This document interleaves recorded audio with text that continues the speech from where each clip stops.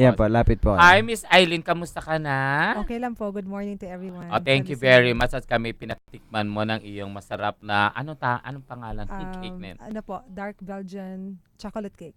Belgian Belgian chocolate cake. chocolate.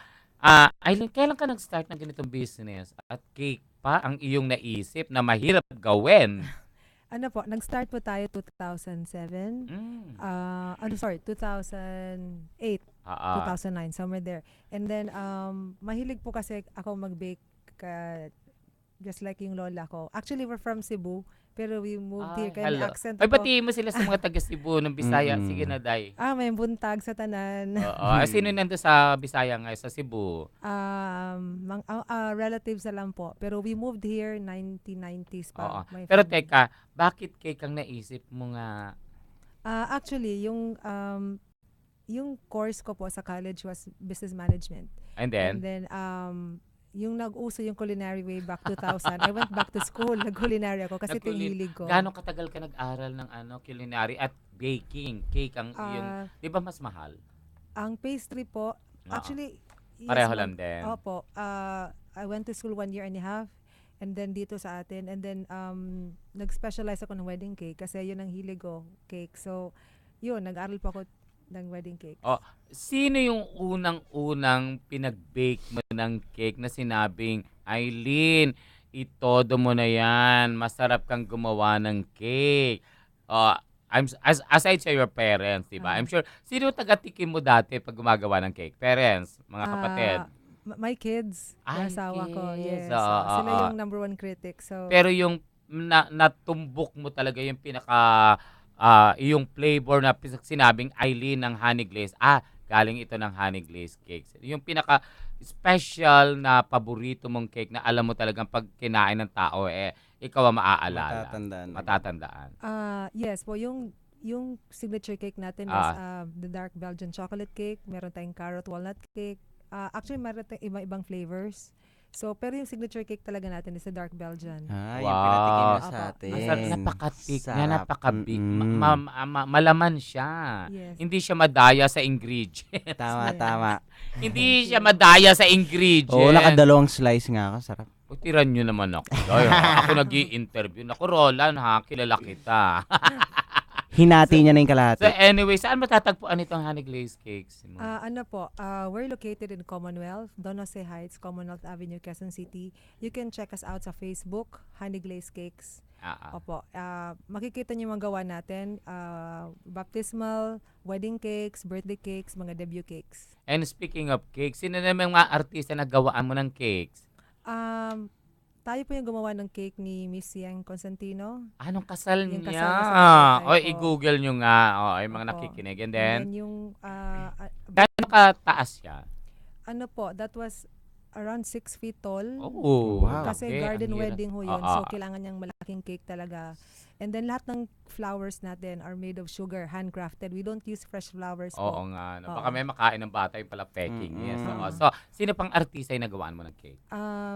Yung anak ni Jeneline Mercado, yung 7th Ah, birthday niya a few oo. months ago. And then, Si Jazz. Si Jazz, yes. Si Then Miss si Ai Miss- Ai. Yes, si Miss Ai Ai. Recently lang ito, yung kanyang Yes, yung Minnie Mouse. children's party. Yes. So, sino pa yung mga natatandaan mo na gawaan mo ng cake? And then si Miss Annabel Rama. Oy, yung birthday niya. Tita Annabel. Yes. So, ikaw pala, kilala ka na rin Oo, sa tsaka siya din yung showbiz. siya din yung gumawa ng cake ng Mr. International natin, si Neil. In Opo. fairness. Police. Oo, Yung police cake. talaga. Ako, birthday ko sa January 21. Ay. Sinasabi ko na talaga, di ba? Ang gusto kong peg, colorful. Colorful kasi nakita mo yung ginawa mo sa pang-kids. Gusto ko colorful cakes. Yes, Oo. oo. Sa madali bang gumawa talaga ng ganun? May katulong ka? Ilan na nagbe-bake sa inyo? Actually, nag-start lang ho kami, dalawa lang, mag-asawa. Parang testing lang po. And then we Ah. started at home. And then ngayon may mga tao na tayo. I feel blessed because we have a very talented team. Wow. I cannot do this alone. So may team din sila, marunong na sila. And then it's really a teamwork. And then yung decorations, ito yung pinakamahirap, Miss Eileen, di ba? Yes. Opo. Pag nag-decorate ka ng cake, kasi nanonood ako ng mga cooking show Mm. sa ating mga cable network, di ba? Nakikita ko kung gaano kahirap, Yes. ako basta lahat, pati yung mga dough, Yes. iba-ibang kulay. Sino nag-aral dito? Ikaw lang din mismo. Opo, yung nag-start kami, dapat alam ko yung how to make the cake, how to bake Yes, it, yung flavors, and then how to decorate it. Ang pinakamatagal gawin yung decorating side. Decorating side, Yes. ano? Kasi yung client po, iba-iba yung gusto nila, customize. So, kunwari, wedding, ang theme niya, under the sea. And O then, sa- tapos yung oo. color, di Colors. ba? Oo, Dapat yung yung motif, color. yung Yes. motif. Dapat yung colors, dapat hindi siya baduy tingnan. Yes. Example, lalo na yung bride, colorful yung motif niya. Challenge yun on our part na to create a cake for her na hindi siya mukhang baduy. Oo. Elegante pa rin tingnan. Then pag children's naman, yun ang masaya. Kasi very colorful. Usually ang children's, masayang gawin. Oo. Opo. So, napakarami na palang May ano. Sige, mga may tanong ka, may Mark. mga nagre-request na sugar level. O, yung sugar, Like- oo. Actually po, yung cakes ho natin, we usually in-invite ho namin sila sa office showroom natin kasi there they can have a cake tasting, and then iba-iba yung gusto nila so yung kliyente ko like, Eileen, mataas ang sugar level ko, what do you think is best? Ay, napanood ko yun. Pag o-order ka lalo ng wedding, yung Oo. husband and wife, pinapapunta talaga nila doon sa Yes, for a cake tasting. Showroom. magki-cake tasting Yes. na iba-ibang flavor. Yes. Tapos may sugarless na sinasabi pa, sugar-free, may mga ganon-ganon tipo. Hindi ba mahirap ka ganon? Kasi pag mag-asawa, magkaiba ng gusto. Actually, sir, pag may client Yung kami, halimbawa kay Yeng at saka yung husband niya. ang maganda lang po sa atin, we have different flavors, so we can pwede po iba-ibang flavors ang i-serve nila sa guest nila. Kunwari si bride gusto niya ng chocolate cake. Oo, yung kay Yeng, yung sample natin kay Yeng. Their favorite cake nila was Belgian chocolate cake, and then the pecan cheesecake, salted caramel pecan cheesecake. Ay, ang sarap ng pecan So, cake. yun Oo. ang sinerve. Pang mayaman ng lasa ng Tama. pecan. Oo. Saan nakukuha ang pecan? Mark? Pecan. Oo, pecan. Hindi mo alam? Puerto Rican. Ang pang. Corny! Pati Hanap! si Miss Aileen, hindi siya kinay. Ang pecan, galing Puerto Rican. Basta't may can. Pwede rin siya sa Canada. Puerto Rican. So anyway, Kala ko yun sa yung kay Puerto. Yeng. Pecan cake and Yung yung dark chocolate dark cake. chocolate. So, yun, we invite everyone na pumunta sa showroom para makita nila yung actual gawa natin, and then mag-cake tasting Oo, sila. sige nga. At saka yung mga number mo. Yes. I'm inviting everyone to check us out on Facebook. Meron tayong actual cakes doon. And then if you have an upcoming event, birthday, wedding, baptismal, or debut, give us a call. Punta kayo sa office Ay, natin. pag ikakasal si Mark. Mark, halimbawa, Oo. ikakasal ka. Oo. Anong klaseng cake ang gusto mo paggawa kay Miss Eileen? Gusto ko yung simple lang. O, hindi, anong flavor? Anong flavor? Chocolate. Chocolate lang talaga. masarap. O, diba? Mga ganong tipo. Pero susundin mo talaga yung kliyente mo for that. Pati style, Yes. Yeah. We usually follow what the client wants, kung ano yung theme niya, kung anong flavor gusto niya. So, mayroon ho tayong options na pwede niya pagpilian. Sa ang dami ng gumagawa ng mga cake, ang dami ng mahal na mga cake. Oo. May natikman pa ako sa Trinoma. Grabe yung cake na yon, ha? Grabe yon, yung nabili ng Viva yung rights ng cake na yan. Ang mahal ng cakes na yan. Paano ka makikipag-compete sa ganon, Miss Eileen? Actually po, we're just being honest with our clients. Like, we invite them to see us para makita lang yung actual. Kasi pag nakikita nyo lang kasi sa internet, deceiving. Like, akala mo malaki na, Yes, akala tama, mo tama. ganito yung height. So, we invite At masarap everyone. na yung ganong tipo. Yeah, so we invite them to see our actual works, and then mag-cake tasting muna tayo before you book with us. Oo. So, para alam namin anong gusto nyo. May nakita din ako sa isang food network na they invite the kid, lalo na yung mga bata. Sila yung pinapa-roll ng dough. Oo, tapos tinutulungan pa sila mag-design. Do you do that for your client? Actually, pag may client na pupunta doon sa atin, we make an actual presentation. Kunwari, yung client mabusisi. Oo, Gusto ko oo. ng malaking cake. Gusto ko ng ganito, ganito. So, we design for it a cake for them. Meron tayong proposal. And then, babalik sila for the final presentation. Pag gusto nila makita yung maliit na cake na, which is a miniature of the big cake na i-order nila. Yung 6 feet na cake na yan, gaano katagal? Ilang linggo ginagawa? Actually, sir, ang matagal gawin yung sugar flowers kasi we don't use fresh flowers. Ang Oo. fresh flowers kasi maganda siya on the table but not on your Yes. cake. So Oo, we use like what we saw dito sa iyong ano. Oh. Opo. So Anyway, ano ang lahat ganda. yung to? sugar So, flowers, sir, na 6 feet po. Oo, mga gaano katagal siya? 6 feet tall, mga 2 weeks po. Tapos, 2 Tagal din, yes, ano? mabusisi and then Oo. a team of 5 to 7 people Wow. doing the flowers lang. Pero dito ang pinaka nakaka-stress dito and on how you deliver the cake Yes. na hindi siya matutumba. Yes. Oo, mahilig ako doon, Mark, yung mga Food Network. Oo. Talagang hirap na hirap sila lalo na kung gaano kataas, 'di ba? Pinapatok mo na lang, pinagpapatong-patong mo na lang siya dun sa mismong event, di ba? Na Opo. pinapatong mo siya, dun mo dinidisa. Ganon kahirap yung matataas na Ah. cake. Hindi siya talaga dinidivide siya, iniisa-isa siya. Yes. So, grabe, no? With Yan your, ang ano. dapat may kasama siya talagang tao. Gano'n Tsaka Oo. sir, kataas? traffic sa Manila. So, example, ang kasal is 6 p.m. Ang reception is 6. Dapat andun na yung cake before p.m. Oo. So, dapat umaalis na ng office, let's say, 3 hours before kasi considering Manila traffic. Tapos, i-assemble pa natin on site. Oo So, hindi nga. dapat malate. So, dapat yung cake, nakatayo na siya 2 hours before the event. Ayan. So, again, pasalamat tayo Aileen Conde, ha. Thank you Napapatikman mo kami na masarap na cake. Pati yung boss namin nag-enjoy sa iyong Belgian cake. Ito, no? Yes Maraming po. salamat. Yes. At sana natirhan ako. Natirhan ako, oh.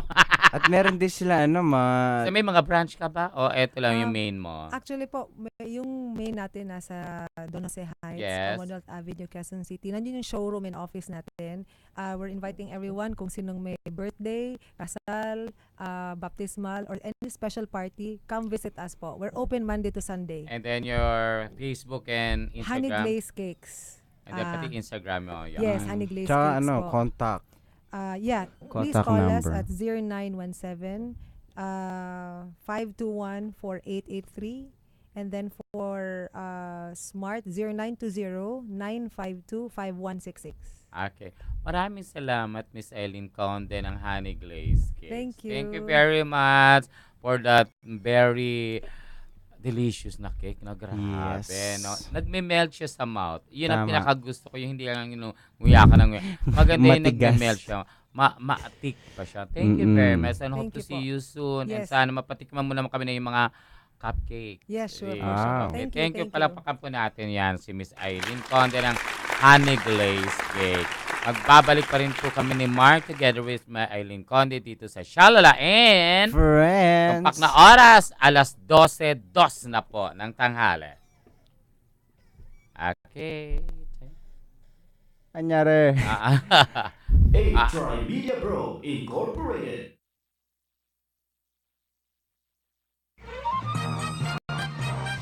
This is VOA News, brought to you live from VOA through DZRJ in Manila. U.S. House Speaker Paul Ryan is calling for a pause in the U.S. acceptance of Syrian refugees, citing security fears following the Paris terrorist attacks. He said the Republican-controlled House of Representatives could vote within days to delay President Barack Obama's plan to let 10,000 Syrian refugees into the United States over the next year. Our nation has always been welcoming, but we cannot let terrorists take advantage of our compassion. This is a moment where it's better to be safe than to be sorry. Speaker Paul Ryan. Israel has outlawed an Islamist group it accuses of playing a key role in instigating violence at Jerusalem's Temple Mount site revered by Jews and Muslims. The government announced Tuesday that Prime Minister Benjamin Netanyahu's security cabinet approved the widely expected measure. The head of the Islamic movement in Israel vowed to fight the decision. Mark Regev is an Israeli government spokesman. These measures were taken to protect the public from an organization that is extreme and racist, an organization that partners with the Hamas terrorists, an organization that preaches violence and hatred, an organization that seeks to destroy Israel and replace it with an Islamic caliphate. The group provides religious and educational services for Israeli Arabs, but it has also been behind a campaign accusing Israel of trying to take over the Al-Aqsa Mosque. The Rwandan Senate has endorsed constitutional amendments that would allow President Paul Kagame to stay in office for another 2 decades. The vote Tuesday in the Senate was unanimous. The proposed changes will be put to a national referendum where they are expected to win easy approval. The Republican-led U.S. Senate is preparing to vote against the centerpieces of President Barack Obama's environmental agenda less than 2 weeks before the start of a UN climate change conference in Paris. The Senate is expected to pass a resolution disapproving the president's Clean Power Plan and another disapproving limits on carbon emissions from U.S. power plants. Neither is likely to have much practical effect.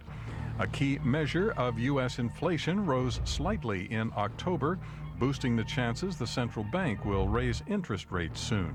A government report says prices gained 0.2% in September. Apart from energy and food, U.S. consumer prices rose 1.9% over the past year, close to the Federal Reserve's target of 2%. On Wall Street, U.S. stock indexes were down at the close of trade today. In Washington, I'm Dave DeForest. That's the latest world news from VOA. You've been listening to VOA News, brought to you live from VOA through DZRJ in Manila. Ikaw ba ay nakikinig sa DZRJ 810 araw-araw? Pwes, eto na ang isang pasasalamat namin sa inyo. Mag-text sa inyong greetings sa mensahe sa 0917-798-8910. Huwag kalimutang ilagay ang inyong buong pangalan, address, at magkaroon ng chance manalo ng isang brand new Nextbook Android tablet. Makinig at manalo mula sa himpilan ng bawat Pilipino. Handog sa inyo ng 8Try Media Broadcasting Corporation. This program is brought to you by 8Try Media Pro Incorporated. Shalala kasama ang hang na si Mark Canlas. Ang nag-iisang shalala ng buhay nyo. Ang pinakamagandang shalala ng buhay nyo.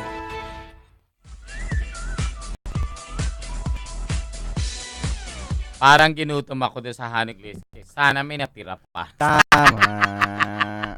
Mahilig pa naman ako sa mga cake na gano'n. So anyway, ayan, nasabi na po ni Miss Eileen Conde lahat, pati yung pag-text, pati yung lugar niya. So, syempre kung gusto niyo masarap na cakes for your birthday, especially your wedding, Yes. go straight to Bisitahin niyo Miss sila. Honey Conde ng Honey Glaze Cakes. Sino ang nakatutok sa telebisyon sa mga dumadating na mga presidente at prime minister? Ayan. Lahat tayo nakatutok, di ba? Yes. Oo, di ba? Alam mo, Mark, nung pinapanood ko, talagang babaw ka din sa mga tao, sa mga Pinoy, sinasabitan ng Sampaguita-Ley, na maganda ang mga ngiti ng mga prime minister, mga representative, mga presidente. Talagang iba din talaga. Ako, talagang feel na feel ko yung pagsabit ng Sampaguita-Ley. Kasi yun ang pambansang bulaklak natin, di ba? Tama. Parang ang bango-bango, di ba? Parang ang bango din ang pagtanggap natin sa mga representative, presidente, prime minister ng iba't ibang bansa. Ayan, napag-usapan pagdating ni Barack Obama, di ba, na magbibigay daw ng 2 barko sa Pilipinas. Palakpakan natin yan. Wow. In fairness. Gusto ko ngang hiramin yung isa. Sana naman hindi mawala yung barko. Doon ako magpa-party. Mamaya Hiniram mo ibulsa. talaga kailangan doon magpa-party.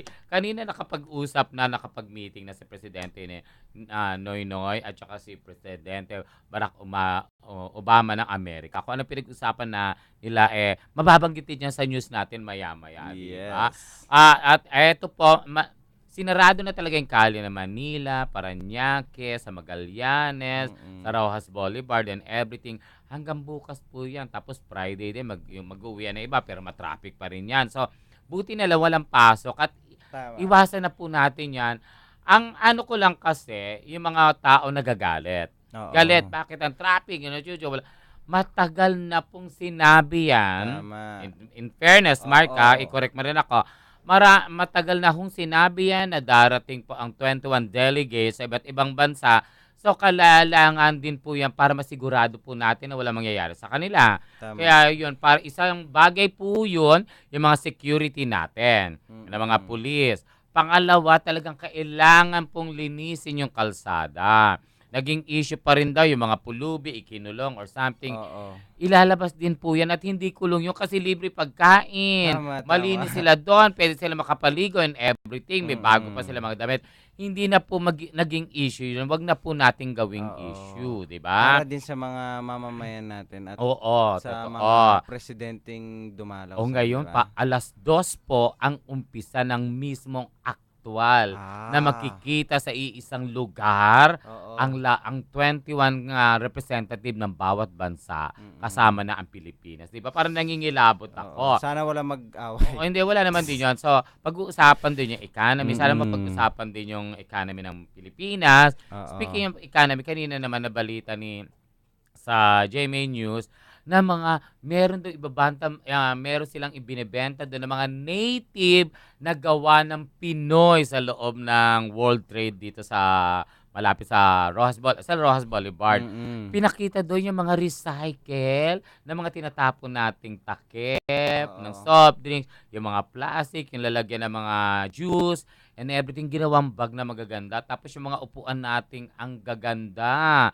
Talagang yung mga bag, mga necklace and everything, parang mangha-mangha siguro yung mga first lady na kasama ng kanilang mga asawang presidente. Di ba nakikita nila kung gaano po talaga kagagaling sa mga ganong gawain ng mga Pilipino at Pilipina. Pero bago yan ha, Shalala balita, kung magaling ka daw magluto, sana minsan share ka ng recipe, mag-guest ka ng chef o give a kitchen tips like ko din kasi magluto-luto. Si Georgia Hernandez ng 1145 Modesto, Malate, Manila. Kamusta naman kayo sa Malate? Nakakakilos ba kayo?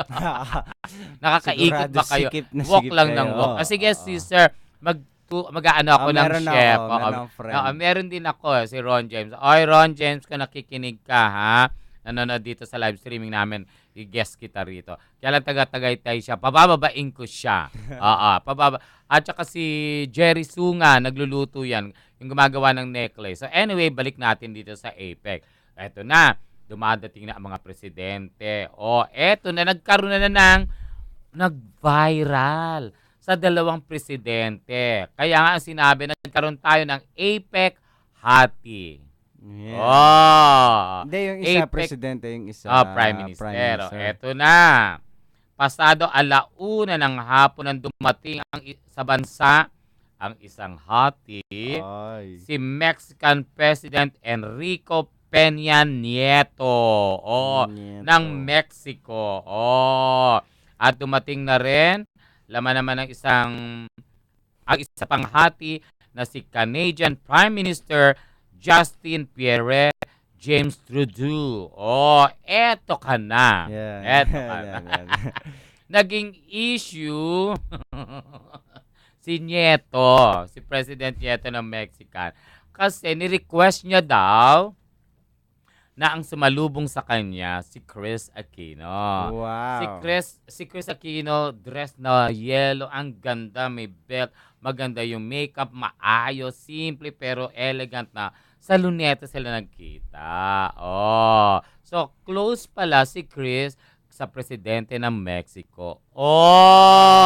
Ikaw na, Miss Chris Aquino. Bawo kami sa'yo. Bawo kami sa'yo. Tapos, nag-walk-walk sila dito sa Luneta. Ang daming ng netizens. Maraming nag-bash din.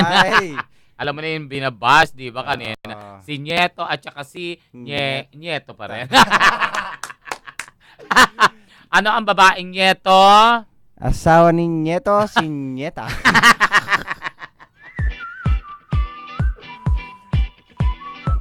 Na pinakita ng ating boss kanina. Pero hindi natin. Hindi.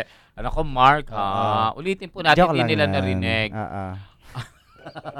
Actually, yung best friend ko, si Marivic, ang apelido niya, Nieto. Si, dito yung sa taga Manila, yung tatakbong konsehal, Nieto, apelido niya, pero sa showbiz, iba. So anyway, ang gwapo niya. Di ba yung Mexican president na yan?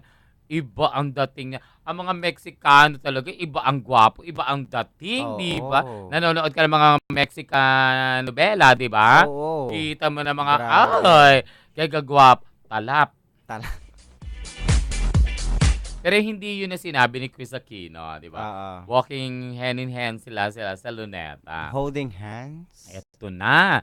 Dumating naman ng Prime Minister ng Canadian na si Prime Minister Trudeau ng Canada. Bumaba. Masyongkad siya. Lahat ng mga uta, pati mga sasalubong, pati mga lalaki. Kaya nga, kaya kina-question ko, lalaki ba ito ako makatingin? So anyway, bumaba siya. Kamukha siya yung nag-uumpisa pang si Troy Montero. Nako, yung Prime Minister na yun, talap din. Kahit hindi mo pa nakikita, nagtutwinkle-twinkle na yung mata mo. Kaya yun na nag-viral, pinagsama sila sa isang picture. Kaya nagkaroon ng, who is your bet for the APEC Hati? Ako, Pilipinas.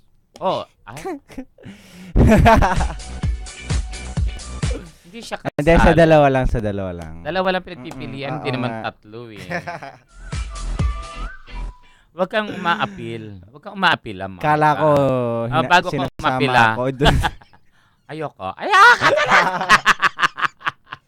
Mag-commercial muna nga tayo, Jim. Wala pinagsasabi nito ni dalawa lang pinagpipilian, may pinapasok eh. Hindi, kala hindi ko siya.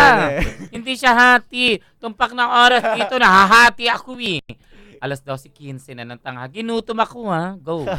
This time check is brought to you by IB Fluid Medical 400, the fastest medical for the worst pain. This time check is brought to you by iCool. Get cool with iCool. Isang mensahe po mula kay Cardinal Tagle. May biyayang darating sa atin. Hinirang ang ating bayan.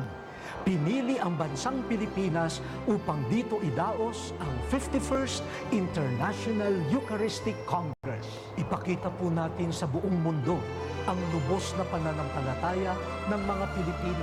Magkita-kita po tayo sa Cebu. Christ in you, our hope of glory. What can you say in 1 minute? BBC Minute at 7 GMT. Hashtag BBC Minute with me, Vic and Dad. It's 9:30 in the morning. This is still a developing... BBC Minute is the world's news stories in 60 seconds. BBC Minute. The world in 60 seconds. BBC Minute. This is the BBC Minute. Tune in to the BBC Minute. Weekdays on DZRJ 810 AM. The voice of the Philippines. This program is brought to you by 8 Tri-Media Pro Incorporated. Shalala kasama ang hang na si Mark Canlas. Ang nag-iisang shalala ng buhay nyo. Ang pinakamagandang shalala ng buhay nyo.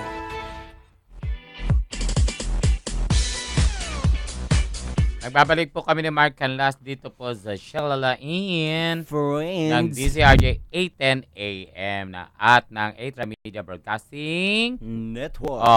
Gusto niyo po sumali kung sino po yung pinakahati, yung Mexican President na si Enrique Peña Nieto at ang Prime Minister ng Canada, Justin Pierre James Trudeau. I-text niyo po sa amin sa 0977-342-1644. At kung gusto niyo po marinig ang inyong boses, tumawag po kayo sa aming hot na line na 412-0288. Okay. Mark, uulitin ko, dalawa lang ang pinagpipilian nating hati. Huwag ka nang umaapila pa ng isa. Hindi, kala ko yung picture ko didikit sa tatlo. Hindi. May binabanggit wala palang kayo. Walang chance. ganon. Pero kung si Chris ang tatanungin, syempre, kay President Nieto. Kasi friend niya. Friend na niya. Friend niya daw. Saka, ni-request siya talaga. Ay, bongga, Lola Mate. Bongga talaga si Chris Aquino. At saka ang ganda-ganda ni Chris, in fairness.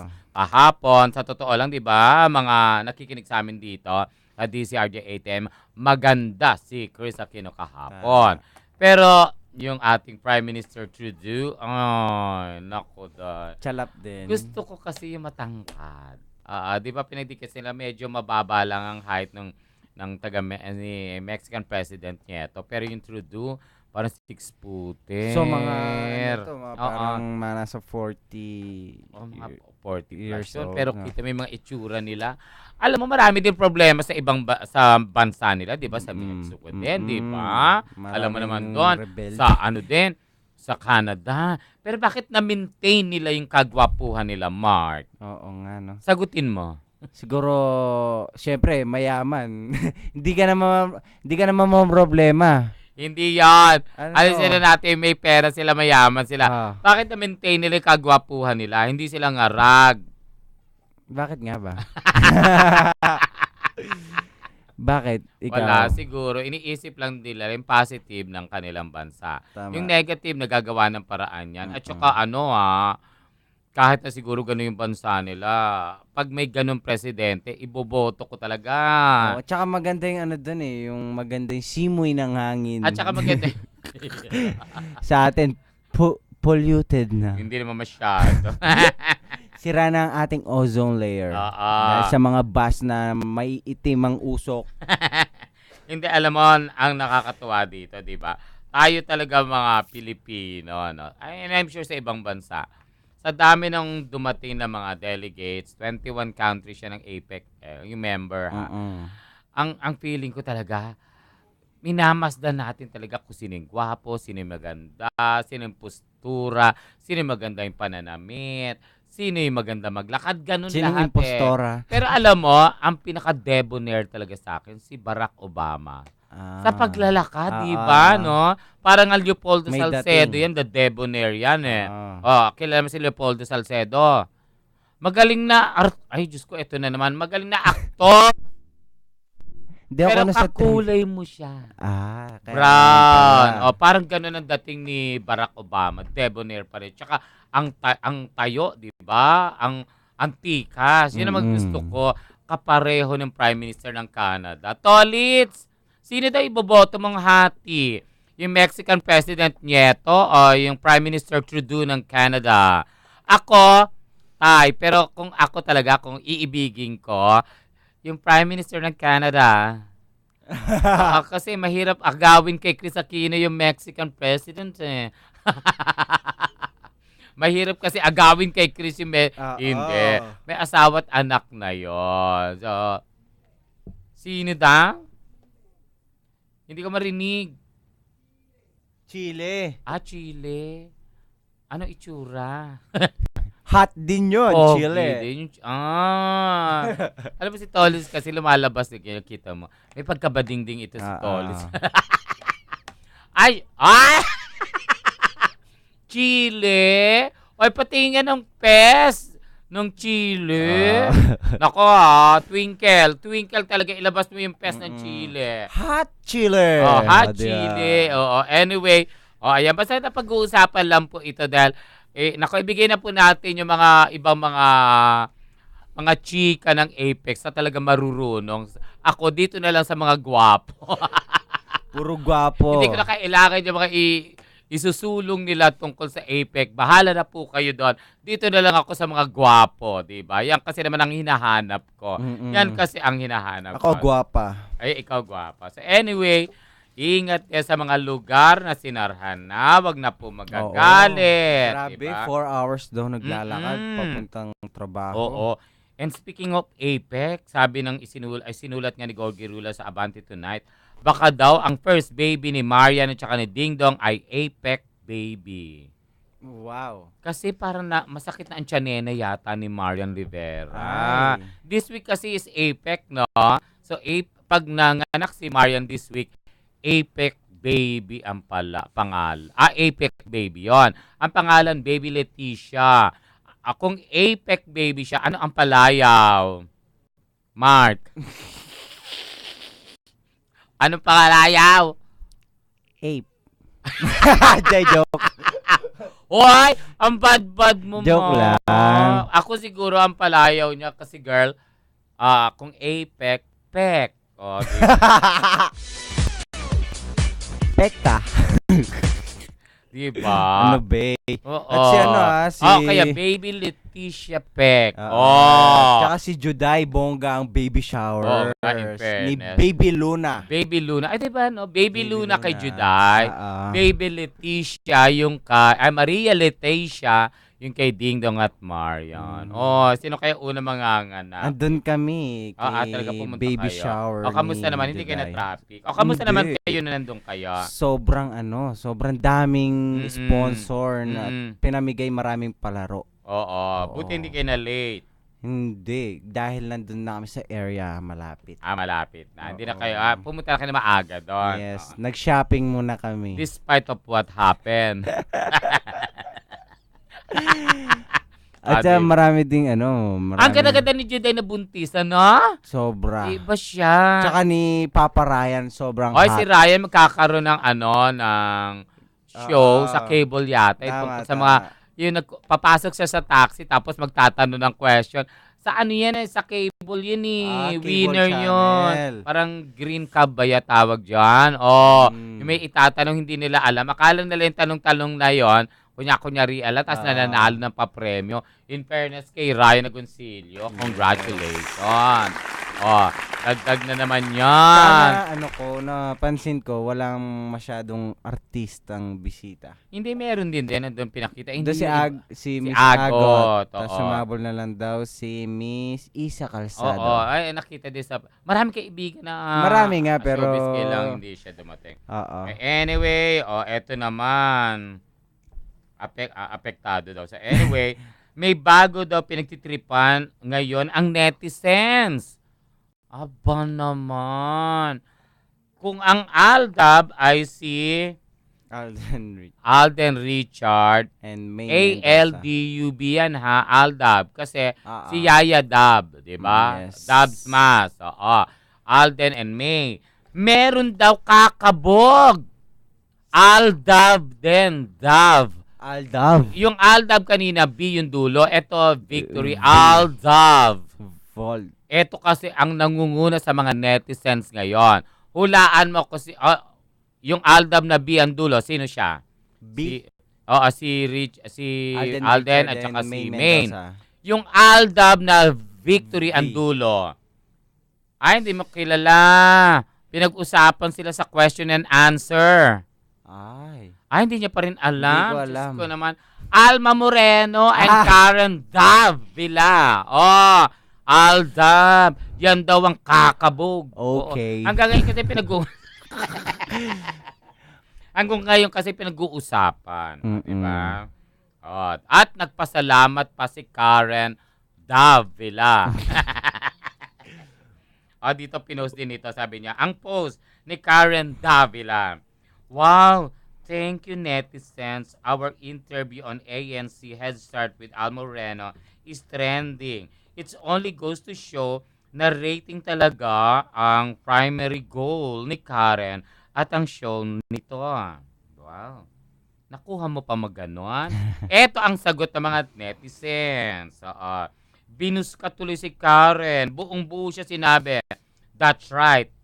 That's my girl. That's the way. And I like you.